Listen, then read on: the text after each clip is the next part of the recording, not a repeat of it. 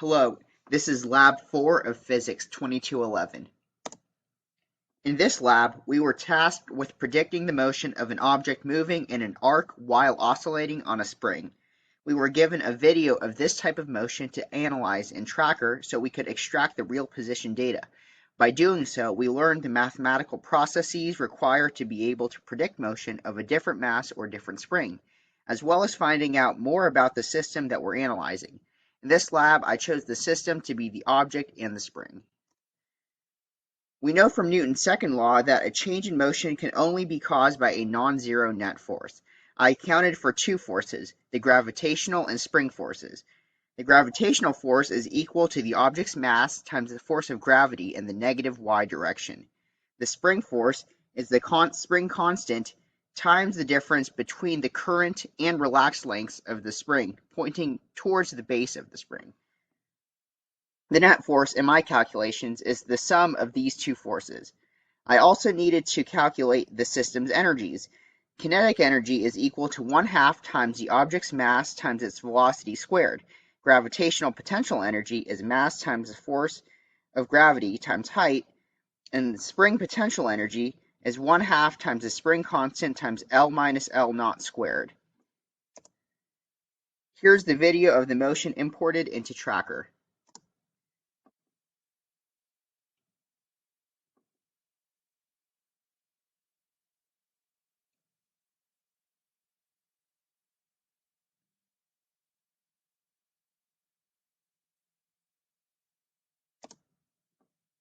And here are the calculations in my glow script code for the predicted motion. In the top left, I have the constants. Below that are the energies, calculating using the formulas mentioned earlier, as well as L and L hat. In the bottom left are the forces acting on the object, again using the equations from earlier. In the upper right, I applied Newton's second law to find the object's position after one time interval, and in the bottom right, the changes in every type of energy.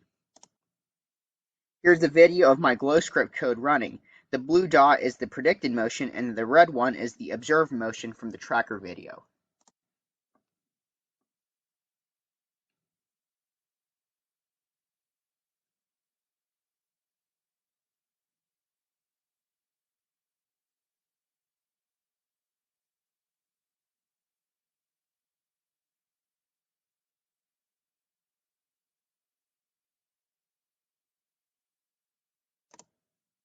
Here's the graph of the x positions of the object from both the prediction and observation versus time.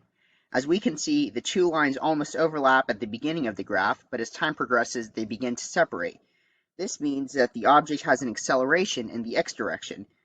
The red line peaks and bottoms out at the same positions about 0.10 and negative 0.12 meters, but its periods vary, meaning that the same distance is traveled in a shorter or longer amount of time.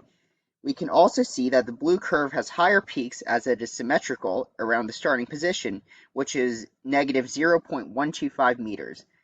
The red line, however, is not, suggesting that there were some things that I didn't account for in the model. The most likely source of discrepancy is a non-zero initial velocity. Instead of being released from rest, the object may have been lightly pushed, resulting in an unbalanced motion. Here's the y position versus time data. Unlike the previous graph, both curves have the same periods. However, the curve of the predicted motion has a larger amplitude. This means there were some forces that were not accounted for, the largest of which was most likely a damping force from the spring. This is the graph of the changes in different types of energy of the system versus time. The total change in energy, the orange line, is 0 throughout the entire period of observation. It is the sum of the other three changes in energy that I accounted for: kinetic, gravitational potential, and spring potential energies. This means that the energy principle is satisfied. The energy principle states that any closed system, delta E equals 0. There may have been some exchange of energy between the system and the surrounding air in the form of heat, but this is so negligible that it can't be seen on the graph. I also calculated the periods using both the x and y position data in Tracker. The y period was very consistent, with each period being either 1.52 or 1.519 seconds. The average was 1.5196 seconds. The X period was less consistent, and it varied between 1.614 to 1.709 seconds, with the average being 1.6524.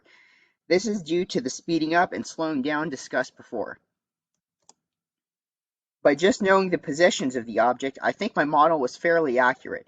I could improve it in the future by taking into account more forces, such as a damping force and air resistance, as well as small amounts of energy lost to the surroundings.